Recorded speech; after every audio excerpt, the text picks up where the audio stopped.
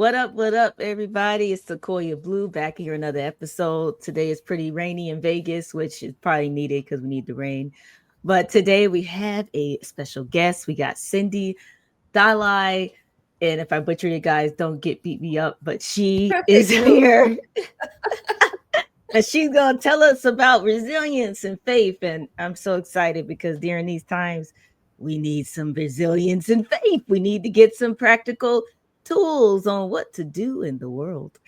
And I just want to start off by saying thanks for coming on the show, Cyndee. And from your story, I mean, you lived through some extreme pain and isolation. And I mean, how do you find who you are today beyond the labels others may place on you? Like, how did you be who you are with everything you went through? I, to be honest, it was a gradual thing because Mm, sometimes you lose yourself in trying to fit into what everybody else expects you to be and how everybody else expects you to do things and to follow all the rules and stuff like that. And from small, I always was more of an observer than a participant. Like you take part in life, but I also like to mm, observe things, and sometimes I'll step back and I'd look at things. And from very young, it's like I grew up in a traditional home. And if you know anything about traditional bringing, especially if you live in certain cultures, what you find mm, is that, you're supposed to dress a certain way, be a certain way, follow all the rules and stuff. And I would always question, like, why do you tell me to do these things and I'm not seeing you doing it? And I would get in trouble. mm, But there was something in me that says, no, if it doesn't feel right, it doesn't feel right, And I mm, remember, like, there was this episode where I did something and I got in trouble, and I knew it was right. What I did was right. It wasn't like a wrong thing I did. I was talking about, religion and speaking to people about how I saw religion. Well, at that time, I was a Hindu, and, I was mm, speaking about, how I saw things and stuff like that. And whilst a lot of people found it, very interesting, and they didn't think about it that way and they never saw it in that light, I got criticized. Of course, you would get backlash afterwards. People will tell you something good to your face, and then afterwards they'll turn and they'll say, oh no, she's too mm, young, she shouldn't have done that, a girl wasn't supposed to talk about these kind of things and stuff like that. And I just said, you know what, think what you want to think. This is what I think and this is what mm, I believe, and I'm going to stick with it. And I mm, remember, like, after feeling the pressure, like, when you're 16 years old and you get a lot of pressure, you don't exactly know what to do. So I went mhm, outside and I was sitting down and I said, God, what am I doing wrong? What is wrong with me that, mm. I get into so much trouble just trying to do the right thing? And Yeah. then I just started to laugh because it was funny, because there I was outside talking to God, you know, Wow. and then I was just looking around and I said, you know what? If it doesn't feel wrong for me, then it's not wrong, because I didn't feel guilty, I didn't feel anything. And I said, I Mhm, kind of like myself how I am, and I like the way I think, so I'm gonna stick to me. mhm. Oh, I love that. Because in this world, we're so stuck in like this box. Like people want to just put you in a box. It's like you Christian, you're Hindu, you gotta stay Yeah, there, or you and then they get upset. They think you worshiping the devil if you're doing Hindu or you're Buddhism or it's like, well, yeah. And the what? thing is that So I grew up Hindu, but I believe in a God. So you can call him mhm, whatever name, because I kind of left the religion when I got married because my husband was a Pentecostal, which is like and I mm, didn't like conflicts in home. But I still believe there is a higher being, whatever name you want to call mhm, him. There is someone who is above all. There is someone who is mhm, responsible for it. Because when you think about the basic things in life and the fact that some of the things I went through, there is no way on earth that I could have gotten it through if there was not a higher being. For instance, I mean, when my body got ill, right? mm, It took like a while before they found out that I had lupus and chronic kidney disease and asthma and anemia and heart condition and everything that came with all those things. And then I flatlined, oh, and they were trying to, like, actually they were. I'm allergic to all drugs, and that Oh yeah. there is no medicine that I can take, even a baby Panadol can kill me, right?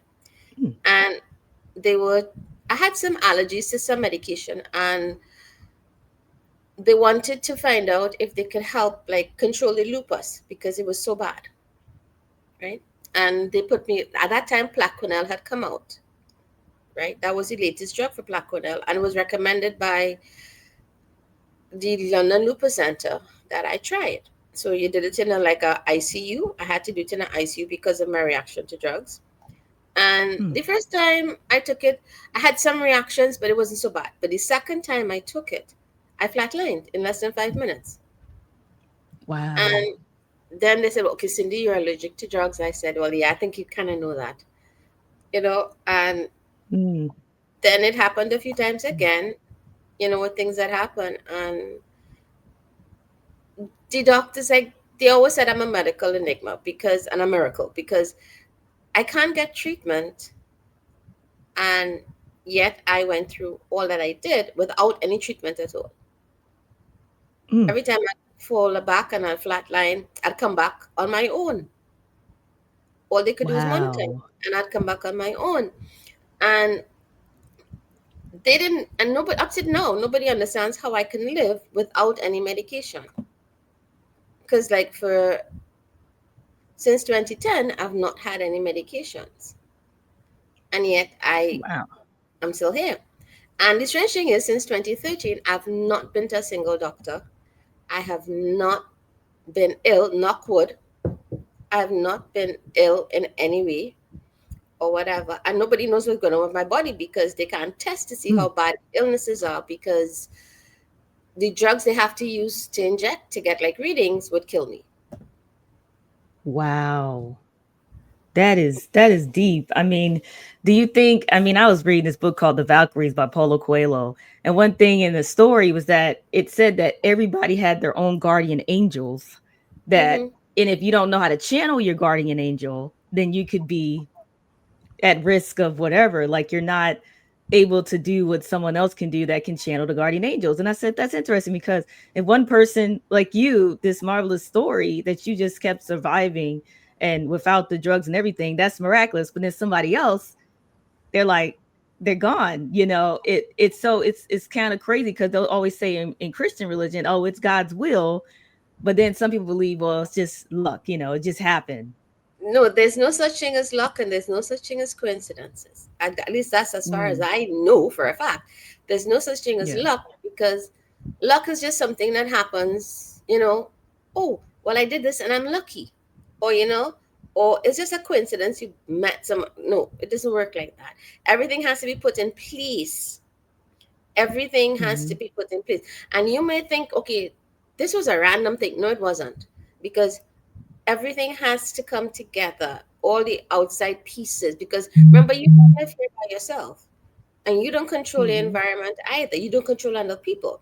So for things to happen, there must be something organizing everything, so that at that one moment, at that when you meet a person, when you meet a best friend, when you lose someone, when anything happens in life, there must be things coming into place for that to happen. And the same way, like Mm, sometimes when you go through a loss, and you think that there's no way you're going to get over it. And, it is so hard. And how could this happen to me? And why did this happen to me? It's not fair. This wasn't supposed to happen, whatever. Whether it's a loss of a job, a divorce, somebody mm, died, a loss of a pet, or you have to move even. Sometimes you think that, it's not fair. I'm not ready for this. I didn't see this happening in my life. But when you look at it, you have to realize that there were other things in play that brought you to where you are now. And you have to try to figure out now, why did I end up in this place? And maybe there is a mm, reason that everything came together for me to be where I am right now. In my case, it was like I always wanted to write, and I always wanted, to do more and stuff like that. But like, of course, life got in the way. You got married, you had children, mhm, you had a job, you had a house to see about. My husband was working shift, so you had to be juggling schedules and times, and and I was teaching. I was a mhm, teacher also, right? and I was involved in other activities, and my children have activities to go to. So you were busy, busy, busy, busy, busy. And then my body got ill. No, I say my body got ill. I didn't say I got ill because my body is not me, right? My Mm-hmm. body got ill, and that I had to go on pause. Well, I call it a pause. People would say, well, that was a bad thing to happen. But I mean, yes, it was a horrible thing. But the thing about that is that my body was here, but I wasn't here, because for those 4 years that I was really, really, my body was really, really badly off. I have no recollection of it. I have brief flashes, in between and stuff like Mm-hmm. that, because it was really bad. And I would flatline at least 5 times during that time period, and all I had was brief flashes. And I only knew about everything from reading the medical reports that I have, and my children telling me, or my friends, or the doctors, or my husband would tell me things that happened while I was on that fall, right? And I ended up in a wheelchair, and I had to stop working. And I was thinking to myself now, okay, I love my job because I was a teacher, and I love teaching young children because I was really good at it, and I love teaching. I love driving and being able. I was kind of fairly independent. I love going out and doing stuff, and on my own. And if I get an impulse to go and do something, I just go and do it, because I was able to. And now I couldn't do that, and you're kind of confined in a wheelchair. You're home. My children had stuff to do, they had their lives going on. So I had to be there for them, and my husband was working and stuff like that. And I sat down and I thought to myself, I said, this is not right. What did I do? I mean, I never questioned why it happened, right? What I questioned was, why am I in this position? You know, how did I end up where I am right now?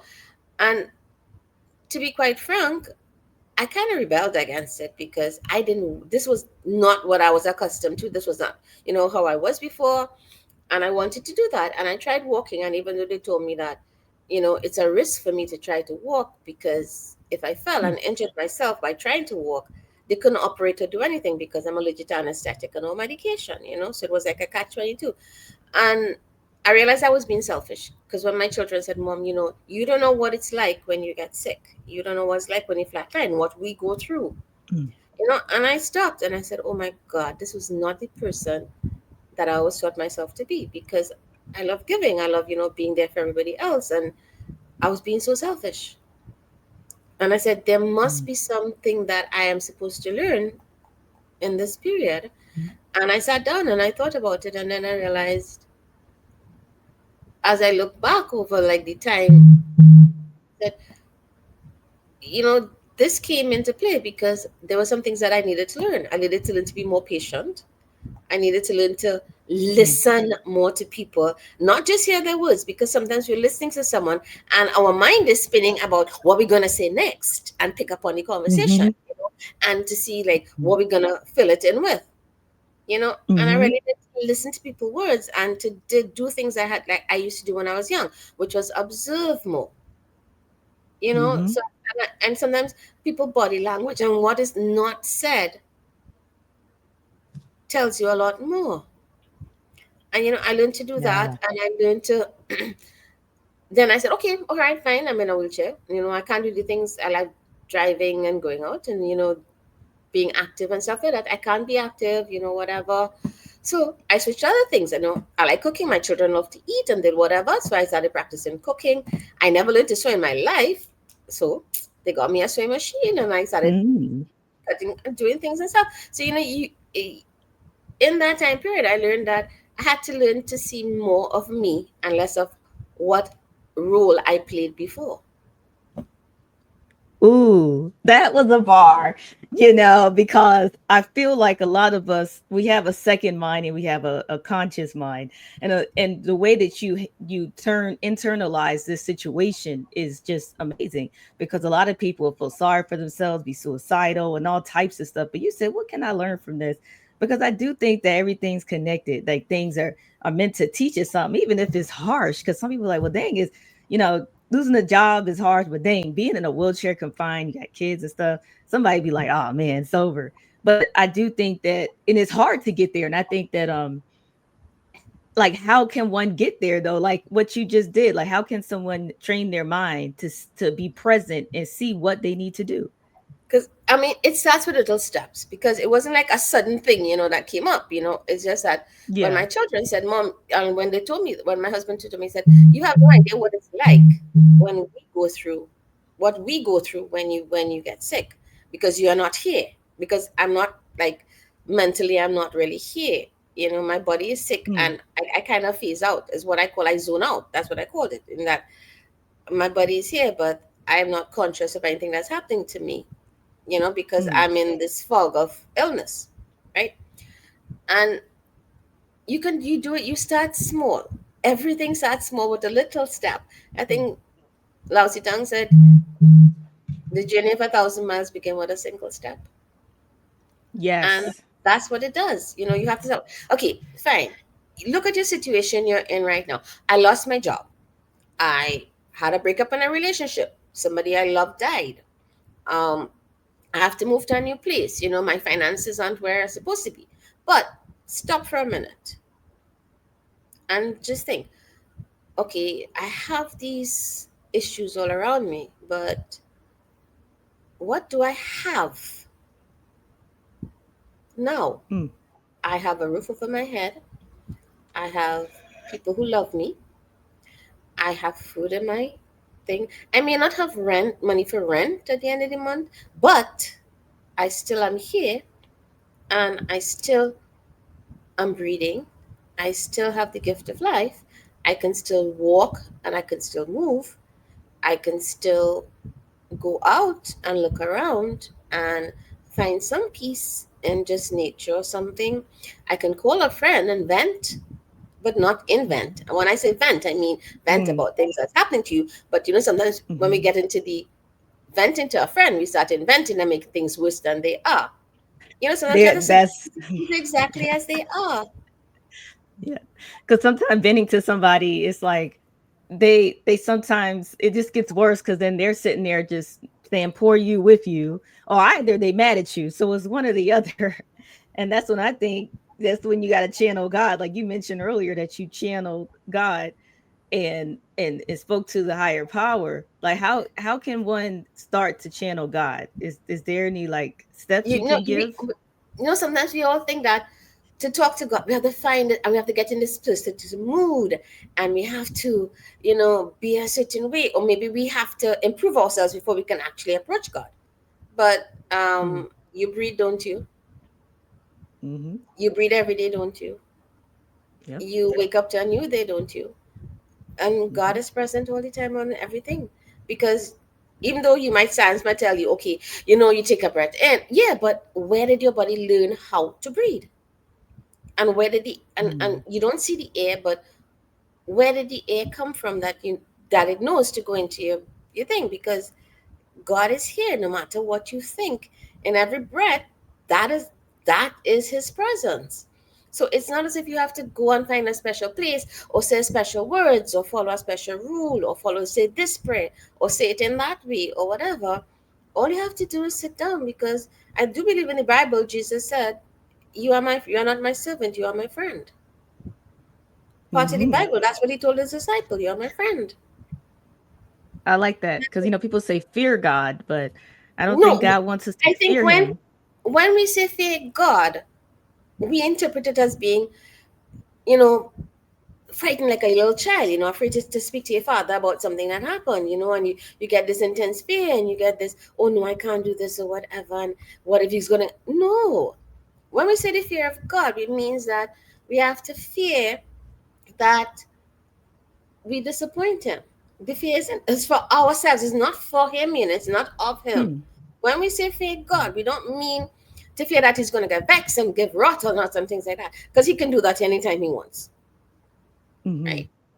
He doesn't have to think about it. And I think if Yeah. God was really as faithful and as as as people think that he's going to punish you, if he wanted to do that, he would have done that a long time with the earth, given everything that's happening right now, right?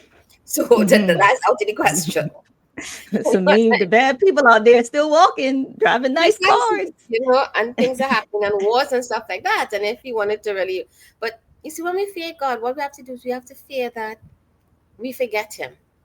We Mm. don't see him as he is or who he is or whatever. That is what, for me, what fear of God is that I forget who he is. I forget his might. I forget his power. I forget his love. I forget his goodness. I forget his mercy. I forget his kindness to me, right? Mm. And Mhm. because even in the Bible, when the Israelites did so much things in the wilderness, even though he gave them so much, they still went back to their bad ways. And Mhm. and yet he forgave them, and he could have gotten very mad with them because I'm giving you so much. And the same thing with us, like he gives us so much sometimes. And even me, for myself, sometimes I have to apologize whole day because you lose your temper or you think something. Mhm. So okay, when I speak to God, it's like you can do it as a friend. You can talk, because Jesus, you can say, like I always say, people, I said, Mhm. oh, Jesus is my best friend. And they kind of look at me and I said, well, why not? Mhm. Because he is my best friend. I And agree. Mm. because sometimes you don't realize it, but you talk to God 24 hours a day in your mind when you question things and when you say, oh, God, help me, or whatever. And I do that because I said, listen, it's like I have a constant conversation with him in my head, like, okay, what am I going to do?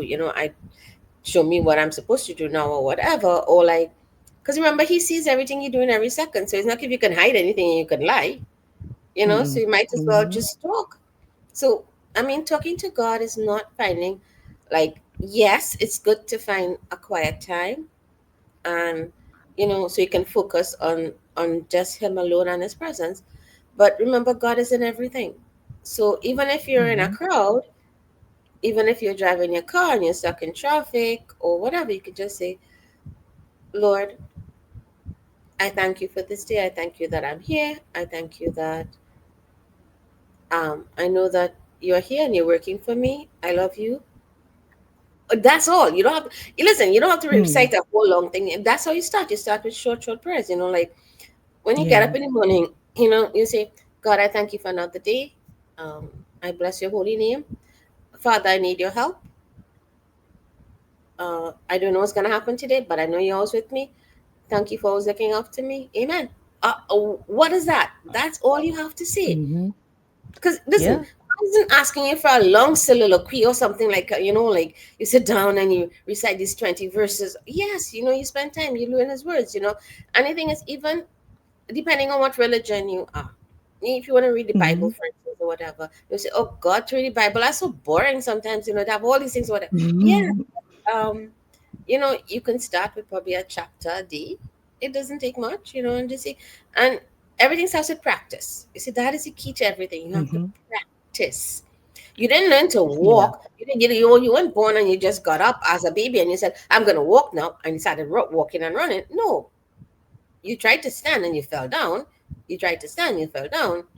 Then you made one step, then you held on to something. So it takes practice. So that's how it is. You see, faith I agree on that. is not an instant commodity. People think, oh my God, once I start, turning more to God and thinking I'm gonna have faith, whatever. No, it's something you have to reflect Mm. every single day. You gotta work on faith every day because it's not it just doesn't come. Even if you go to church every Sunday, it's like you still have to work on just building that faith on just getting through the day because you see so much online. And me being a curious person, I'm always reading and seeing what's going on in other countries, and I'd be like, dang, well, where's God at? Why he ain't help those kids in the Congo? Why they getting blown up? What is going on? So then, I think some people, like I think Matthew McConaughey has a new book coming out, and he's saying that he had to figure out how to find his faith back with God because he was seeing so much going on. Now, I didn't read that book yet, but the first book I read, he did a good job talking about the signs and like what you mentioned, just God giving him signs, or there's certain signs that he didn't, quite know where it's from, but from a higher power. Now, second Yeah, book, he's like, I'm trying to find my faith. He's like, because he was like, because why are these kids getting blown up? yeah. And And the so thing is, sometimes we do that. You see, when we see things, the first thing we want to say is, well, if God is so good and He's so great, then why is all these bad things mhm, happening? Forgetting, of course, that we mhm, were given something. We were given a mhm, choice. And mhm. that's the one thing He gave us. He gave us a choice. We always have a choice.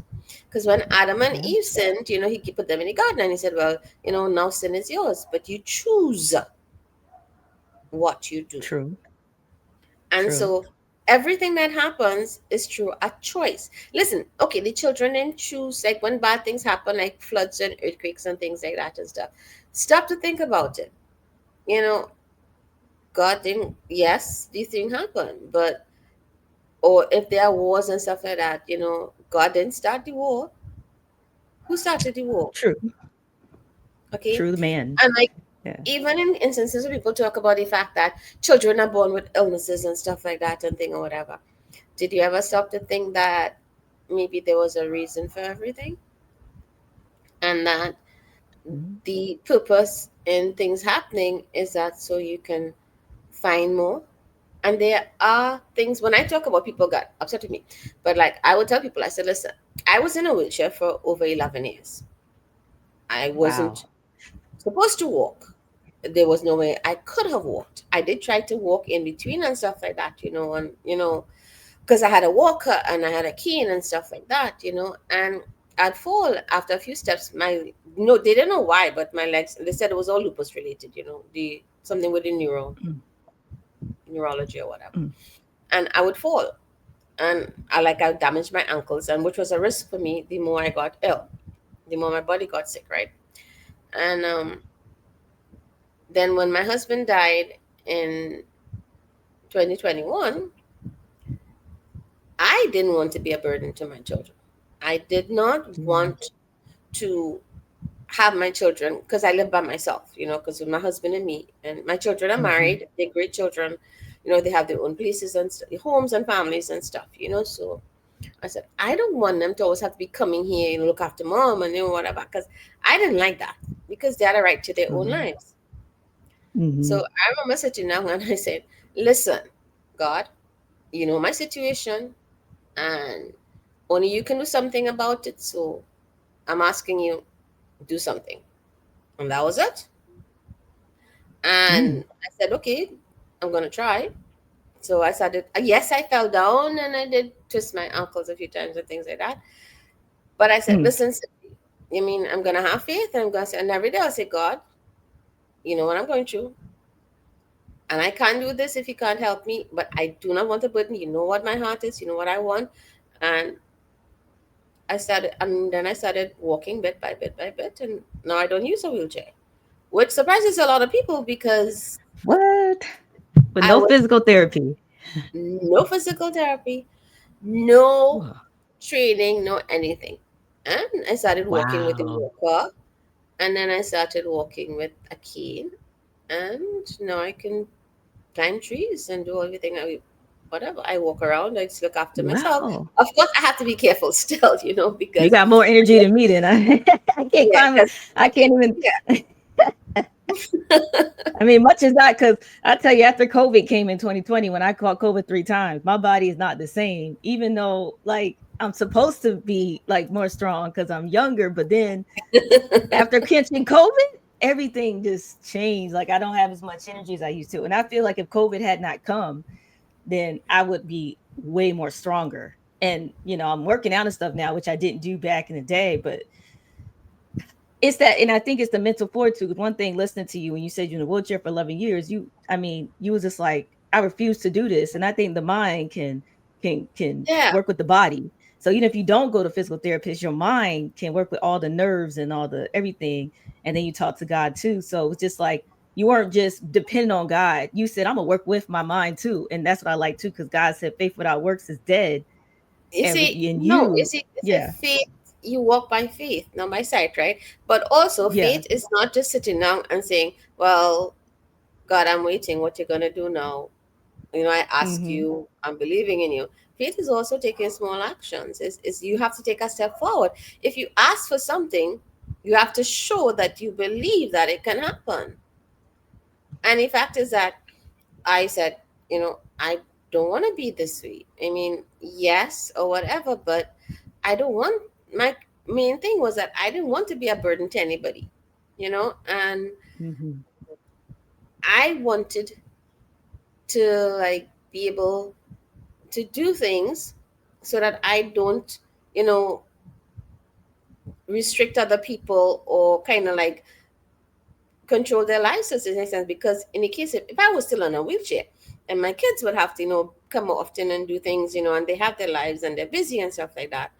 And I said, Mm-hmm. look, I want to give them their space because they have a right to have their own lives and live and not be burdened worrying about mommy and whatever and things like that. So I did it. Now they still worry because I still have all the illnesses in my body, but to a certain Yeah. extent, I said, listen, if I'm gonna have this faith, then I have to show to myself that I do believe that it could happen.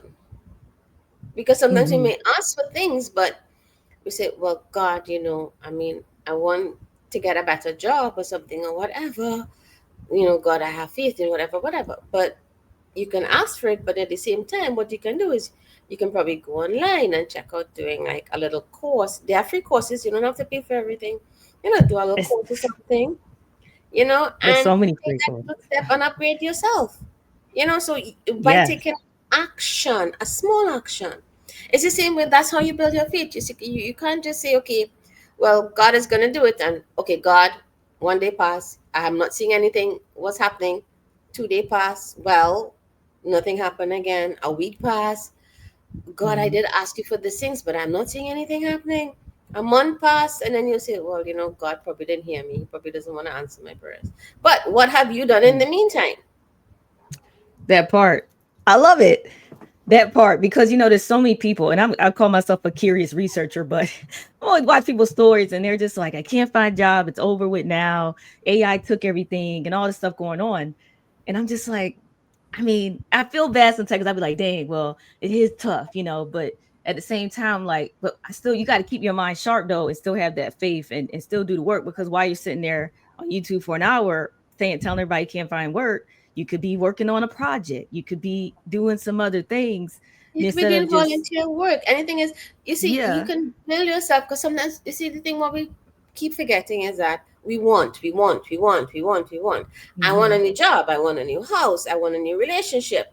I want a Hmm. new car. I want my life to be this way. I want this to happen. Yeah, but what are you giving? Hmm. I like You, this because work is not always about money, right? What if work yeah, if is you're saying a for different money, things? Like people yeah, always, everybody can be stuck in their mind and be like, money, money, money, money. But work is also, it could be podcasting, it could be going to volunteer, because it's yeah. all a part of the tapestry of everything that we're doing.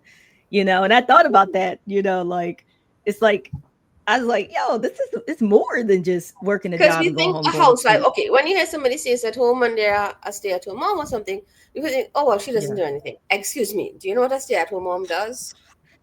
She's a cook, she's a counselor, she's a laundromat, she's a fixer, she is everything. It's work. She's a maid too, and she's the maid, she Yeah. is the reminder of everything to do. She's the early riser, she's the late. I mean, so listen to me. If you had to pay a mother to be a stay-at-home Hmm. mother, you couldn't pay her enough because if you had to pay according to every single job she does, the chauffeuring, the cooking, the cleaning, the laundry service, the reminders, you know, the baby care, Hmm. Well, if you had to pay for every single job, you think you could pay? You could find you could have enough money to pay for a single job for every single job she does if you divide it into everything she does. But we don't see it as that. What we Mm-mm. see is that, oh, well, she's just a stay-at-home mom. you know Yeah, and oh that's no, just, oh, I don't that get person it. is just a volunteer, that person is just a volunteer. Yeah, they just go and give the time and spend a few hours. Excuse me, that takes a lot because I'm giving you my time, I'm giving you my attention. I'm, Yes. I am helping where I don't have to, but I'm doing it because I want to do it. And sometimes I feel like, God has called certain people to just do certain things. Now, some people do it because they want money, rather it's podcasting or music or whatever. But some people are just Mhm. called. Like there is no, oh, I don't want to do this. No, you got to do this. It don't matter if it's one person listening or whatever. That's, Yeah. I think, and that's what I've learned, the difference between trying to just get a quick buck and someone that's called. And so, I mean, that's what I just want to tell people, because I just want people to still feel like they're doing work, even if you're not a regular job. Because so many people lost regular jobs or quit regular jobs because I mean, your health is number one. And so I think that losing a job is to me is okay because you're going to get your health and your peace of mind. And if you got faith, you're going to find a better job or opportunity. It may not even be a No, job, it because might be that's why we have business. to look at the advantages in a bad situation. People say, what advantages are there in losing a job? I lost my job. Hmm. I had a breakup in my relationship. What are the advantages? And I'll be like, well, maybe you needed a break so that you can find something better, or maybe there you needed to upgrade yourself. And what have you gained? Okay, you don't have the job. What do you have? What are the advantages of that? Well, I have more time to focus on what I really want to do. I can start doing new courses. I could send out more applications to different places. I can check out other people or find something part-time for now, and maybe do some courses online or something. Those are advantages, and people don't want to see it like that. Same thing in a Hmm. relationship breaks up. They said, oh no, it hurts so much, how they can do this to me. And you're in this thing of the pity party you're going to. And then Hmm. like I remember asking a friend, I said, so what are the advantages of you breaking up? And she was like, what? And I How dare you? And I was like, well, what are the advantages? Okay, well, she said, what advantages? Tell me what advantages I have in a breakup. I said, well, one, you have more time to sit down and think about what you really want in someone. Two, you can maybe set your standard a little higher and be more careful. Three, you learn to be patient and learn to like yourself as you are without finding or without placing your joy and happiness in somebody else. And I started listing things, and she was like, oh, geez, you're making my head hurt. She's not used to that type of No. energy. And I think that I like that you said that because so many people do lose their mind from relationships. I was one of them in my 20s. But when I got out of my last relationship at 29, I leveled up so quick. It was like I was meant to just be by myself. And I'm actually looking back like, yo, I'm happy this happened. I was able to level up. I was able to think. I was able to figure things out. I think more women should look at it like that. And if you don't meet your partner, like I think Michelle Obama said on her podcast that she tells her daughters, hey, you might not meet your person. He might not come, but you still got to live your life and still find love in other things. And I think that's important to understand. I think Oh, because sometimes in the in between, what people realize is that yeah. sometimes the aloneness, Hmm. the solitude, not loneliness, I would never say loneliness, the solitude, the time There you we go. spend by yourself is meant to teach you about yourself. Because you learn that, listen, while I am there, even if some people go through like, oh, there I'm by myself and I so want somebody in my life, and oh gosh, why it isn't happening, and I can't meet, and there are no Hmm. good men out. Excuse me, what are you doing in between? Aren't you living by yourself in between? Aren't you Mm. doing everything by yourself?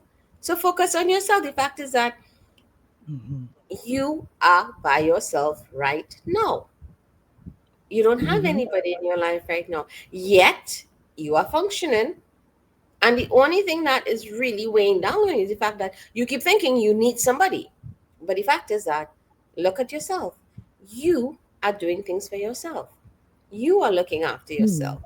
And your Well said. happiness is not based on somebody, it's based on seeing what you are and being accepting yourself how you are. Yes, it may happen, it may not happen.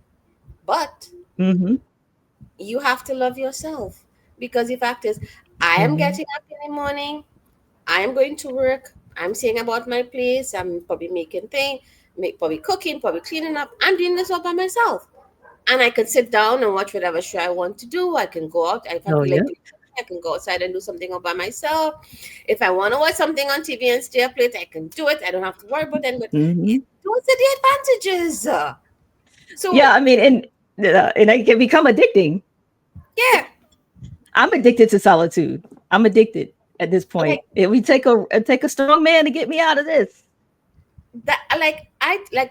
Some people would ask me, said, Cindy, well, if you never think something's going to happen. I said, look, if it happens, fine. If it doesn't happen, I'm still going to be happy, because I like Hmm. myself, and I like being Hmm. able to move about and do what I want to do, and just be myself, and Hmm. I'm learning more about myself, and I want to grow in myself, and I want to do things, and this is it. And when you are by yourself, it gives you a lot of time to think. Now, some Hmm. people think thinking is wrong. in that they do the wrong type of thinking, in that they overthink, in that And they can't sit with themselves by themselves. no. But what you have to realize is that one lesson, you live with yourself 24 hours a day. In case you forgot, Amen. the person who you are Hmm. is with the one person you are with 24 hours a day is yourself. So you have to kind of like know yourself and like yourself a bit. Yes, there may be things Hmm. about yourself you don't like. You might be impatient. You might not like the way you look.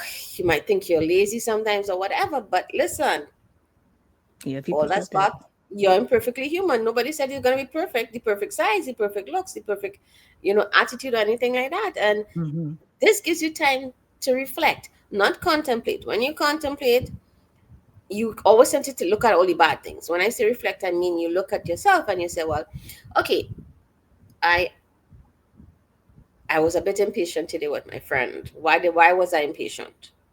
Mm. I say maybe it was because before I had like a bad situation, I was caught in traffic, and that kind of made me impatient. And it makes you stop and think about maybe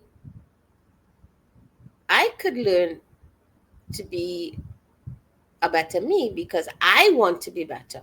Not because I want to impress Mm. somebody or not because, it's going to look good. I want to be better for me because I don't want to feel after I speak to somebody or after something happens to just say, oh gosh, I should not have done that. I should not have said that. So you learn how Hmm. to respond instead of reacting because you learn to stop yourself and think, is this what I'm really feeling? Is this how it really is? Or maybe I don't have to be right. Or maybe if I Hmm. am right, I don't have to prove myself. You know, I like that that. kind of thing. I like that. I like that. I mean, you seemed ordained. Do you have any counseling sessions that No. you offer or speaking engagements coming up? Because I feel like you're ordained. I feel your spirit here.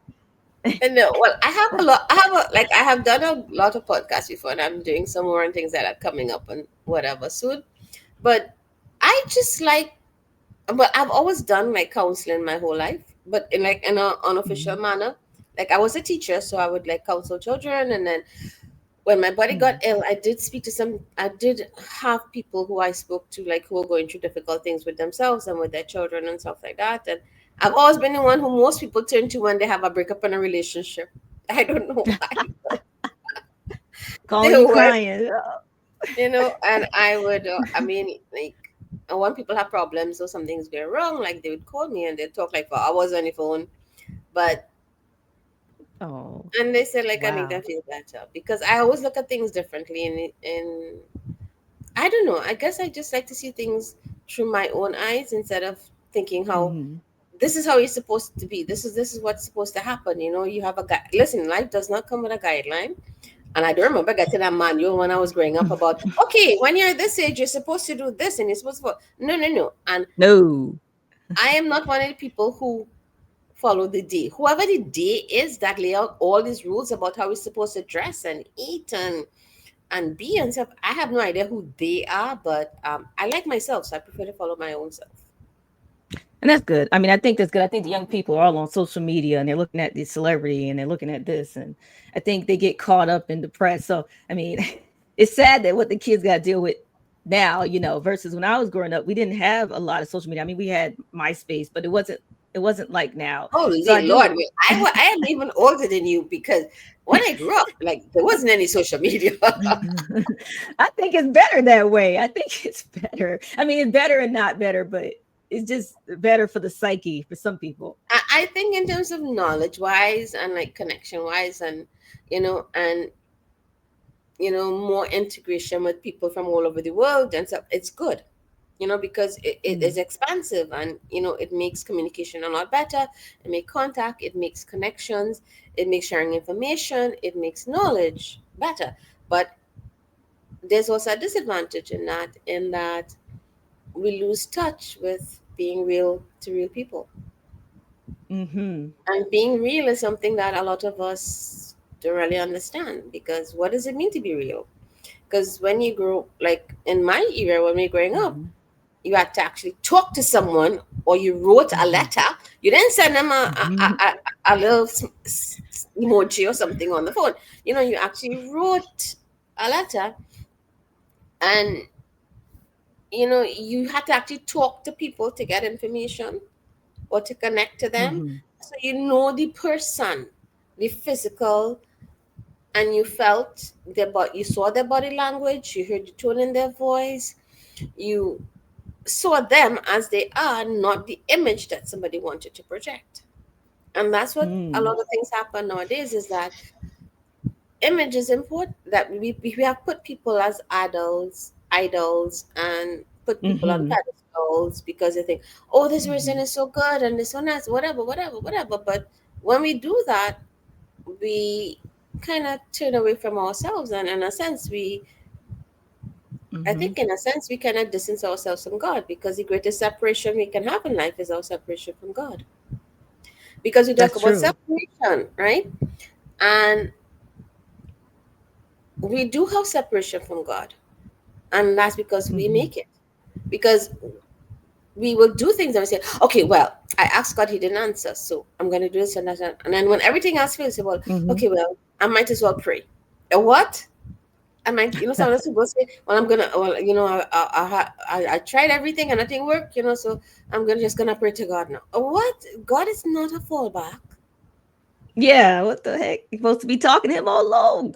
Yeah, you know what I mean. So and the thing is, Mhm. our separation from God comes from when we put everything else first and forget that it is all part of something that has already been laid out. Because we're not walking towards Mhm. our future. We think we have to run to our future is coming towards us. So once we believe that, okay, we Mhm. have a future that is set, and that what we prayed for and what we believe in, and if it's according to his will, that he will supply all your needs and riches and glory according to Christ Jesus. I believe that's Bible. Yeah. Right? That is so true. I love it. I love it. Man, I you mean, know? I could talk to you all day. Like are so ordained. I can feel your spirit. I mean, it's amazing. I can see you doing sessions and stuff like that because people need somebody to talk to that is going to understand their situation, not judge them. And do you have like a site where people can contact you? I probably should say that because you might get hit or something. But Well, actually, I do have an email, which is my name, Cyndee at icloud.com. okay. And Oh, yeah, they might contact you. yeah, I think you have it also, right? And like Yeah.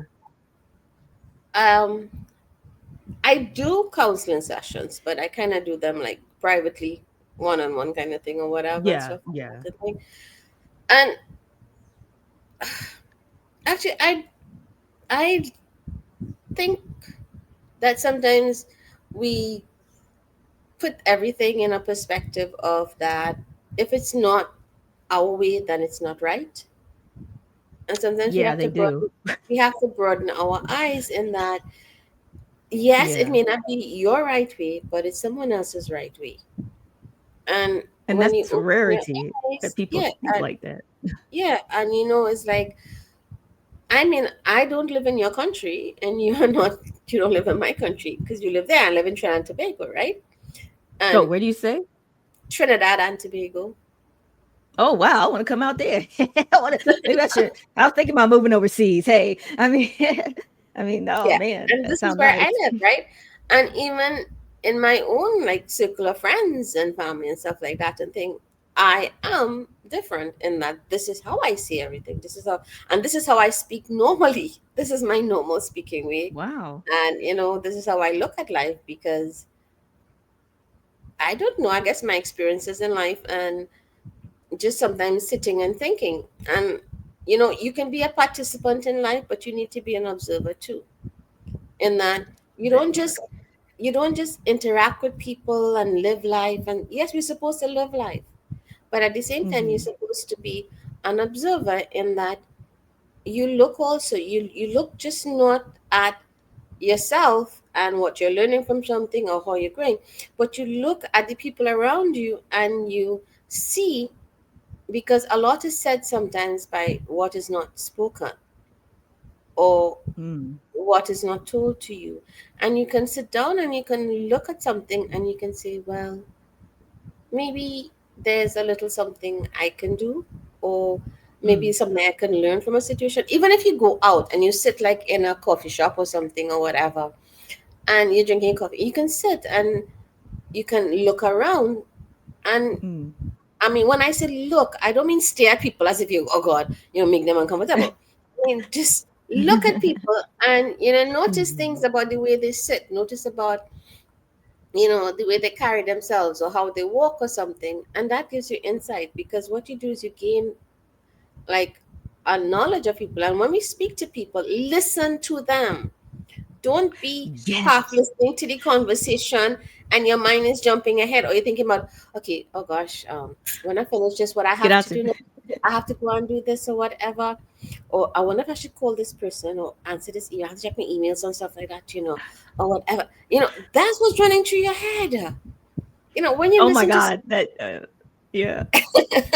No, I when you love listen that to because I somebody, listen. And listening is yes. not just hearing their words, Mm-hmm.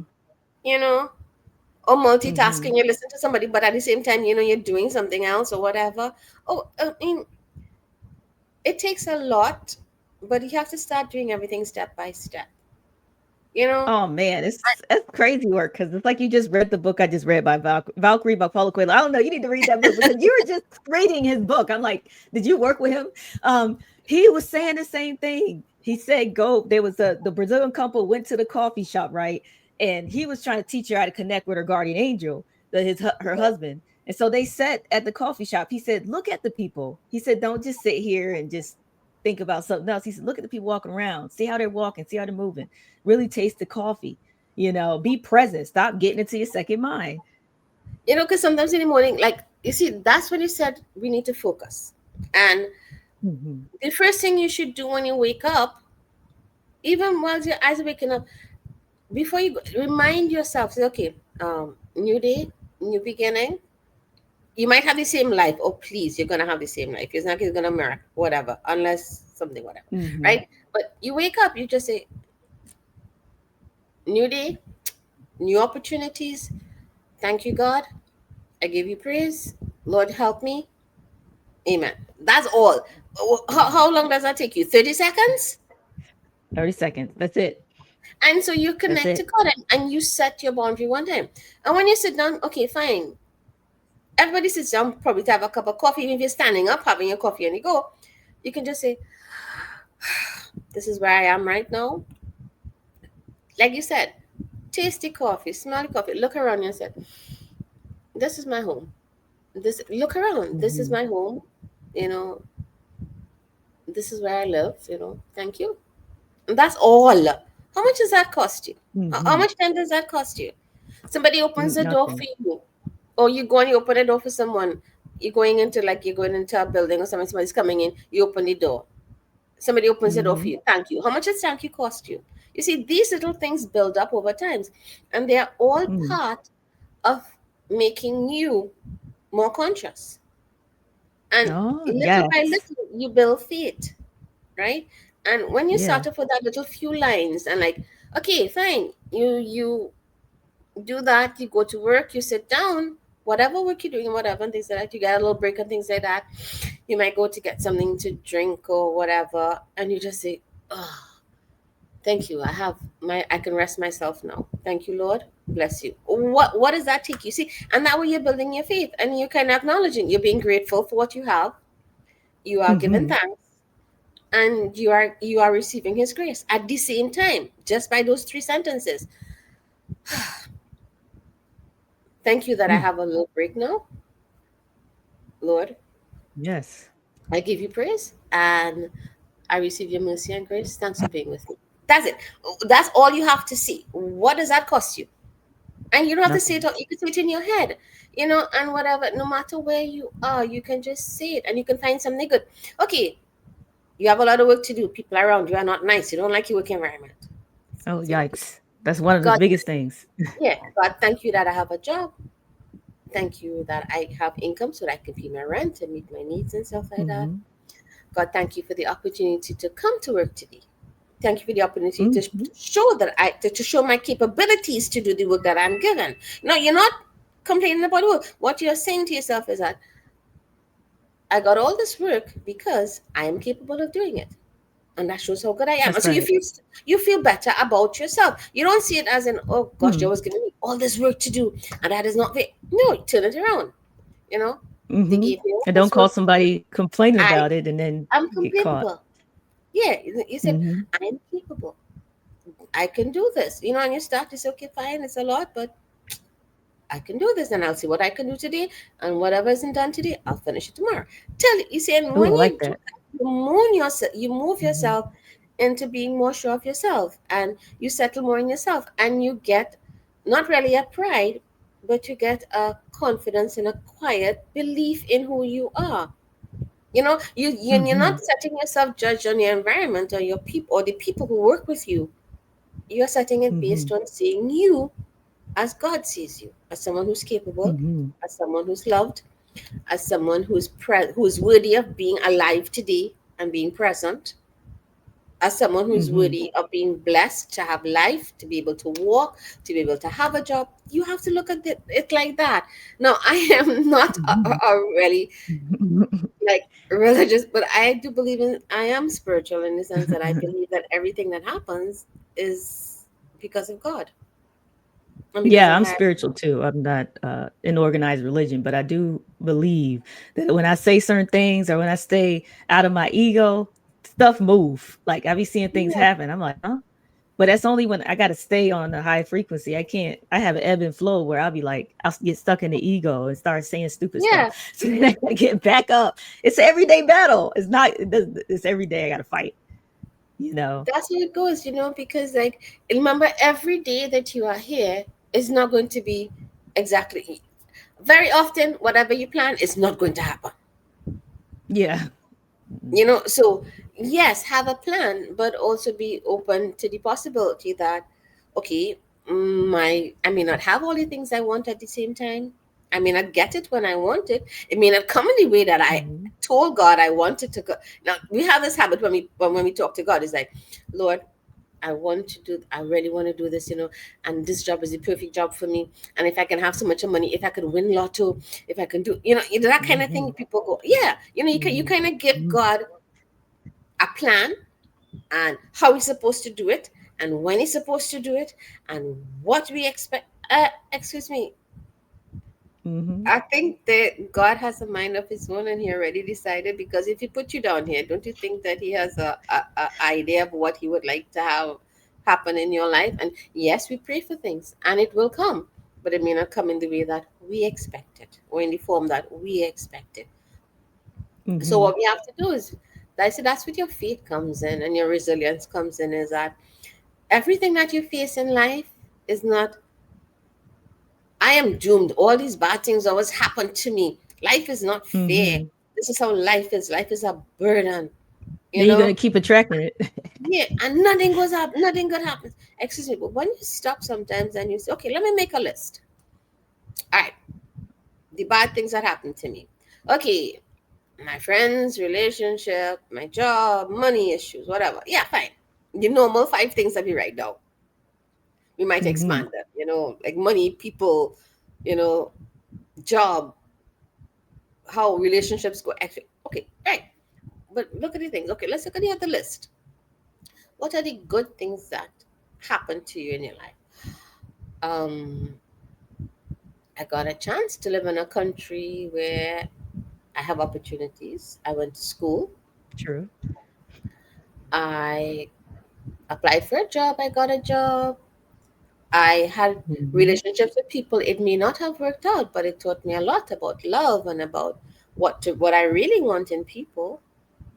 I Mm-hmm. may not have the ideal job I want, but I have a job and I have money that I can pay for my bills and stuff like that. I also have Mm-hmm. opportunities where I could learn more and I can do better Mm-hmm. things. Okay, I don't like the way my body looks and things. Yeah, but whose fault is it? That's not God's You're fault. alive. And No. you're alive, and you don't know something called you can get up and walk, even for 10 minutes a day, right? Mm-hmm. And you can take the stairs instead of the elevator, and you do know that there's something called food that you can say no to. Mm-hmm. Yeah, You don't know, eat the Twinkies. Well, I can't even eat it if I wanted to. My body said, "No sugar." But yeah, I you mean, know, it's all a and choice. then you tell yourself that I don't have time to pray. Gosh, I don't have time. Whatever. Excuse me. Um, you have time to go and watch a video on YouTube. On You TikTok and have stuff. time Yep. to go and watch TV or Netflix Mm-hmm. or go out partying with your friends, but you don't have time to spend 5 minutes with God. Yeah, that's an Um, excuse. that's no excuse. And They ain't the thing trying. is, it's like I tell people, excuse me, there's something called talking to God in your head. Mm-hmm. You can be in the middle of a crowd and be talking to God. There we go. That's how I look at it. It That's doesn't how I have look to have at a it. distinction. There is no distinction in, because Mm-hmm. I believe that Christ did say that God is not in only in churches and about the Nope. rocks. When he walks in the wilderness, you can talk to God. You can find God Mm-hmm. in anything, and He is in you. And the fact is that all you have to do is just talk to yourself. Sit down at your desk after a few minutes, you're doing something, but at the same time, in the back of your mind, you can be saying, "God, I need your help with this. I don't know if I can finish it, but I mean, I need your help with this." Or as a child, you can say, "God, I mean, this is not how I wanted my child to be, and they're going through a lot of problems. Just help me to find patience to deal with them." Keep that in the back of your Mm-hmm. head so you don't lose your temper talking to them when they do something wrong. So the thing is that it's a conscious effort you have to make, Yeah. because we have Yeah. gotten so accustomed to this idea that you have to go to church or you have to do certain things in order to have God in your life, or that faith is something that you have to, Mm-hmm.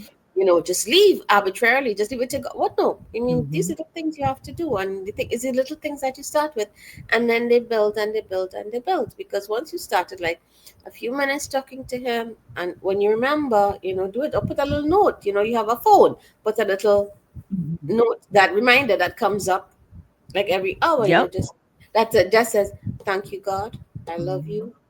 I need your help. Jesus, amen." That's it. Three That's sentences. it.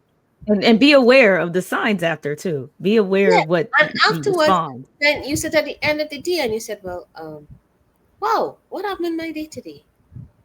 How was I Mhm. today? How did my day change? Did I notice any little thing?" And you will notice that maybe Mhm. you felt a little more at ease. Maybe you didn't feel so rushed, even though you had still have all the things to do. You don't feel so rushed. Your body is looser. Maybe you find that Mhm. you feel the need to thank God at the end of the day, Mhm. you know, and Yes, I these like little things, that. those little things build up. And what is 5 minutes every hour or 1 minute every hour that you are awake? Yeah. How It just much time? depends on how bad you want it Yeah, for that person. But yeah, no, man, I mean, I could talk to you forever, but I know we went past the time, but this was the bomb. I think people are gonna get a lot of information out of this. And I always ask one question because I started this would you rather game at the end of each show. So I'm gonna ask you a would you rather question, and then you tell me what would you rather do. okay. So here's the question. Would you rather be able to relive I can't even talk more. Would you rather be able to relive one moment in your life exactly as it was, just to feel it again, or rewrite one painful chapter knowing it would change who you are today? I think I'd rather relive the moment because I don't want to rewrite anything in my life. Mhm. I don't I want to love rewrite that. because when I rewrite, I change who I am. Because all I've been Mhm. through and all that I have endured is what has guided me and shown me and built resilience and strength and helped to shift my thinking into how I think now. So I don't want to rewrite anything in my life because I actually appreciate the bad things I went through in life. Mhm. Because without it, then how would I know really good things? And how would I know how to be strong? How would I know what I carry in me if I hadn't been there? Because I would not think I'd be so strong, or I would have so much faith, or that I would notice into God in times of need, and or to be settled and happy and like myself as I am and laugh. Hmm. I love it. I concur. I agree with you. I feel like I just want to let things be the way they was. I don't want to relive it because like there's something called the butterfly effect. You keep trying to make things the way you want and it never actually comes the way you want. No. It's still something bad happens. So I don't Yeah. want to do that. So I don't want the butterfly effect. But I want to thank you so much for coming on Blu Alchemist Podcast. I had so much fun speaking with you, and I think a lot of people get so much information and so much clarity about their life just listen to this conversation. So I'm very grateful, and I want to say thank you so much, and thank everybody for rocking with me. Please subscribe and share so we can keep growing and algorithms can keep seeing my show. So thanks everybody. Peace.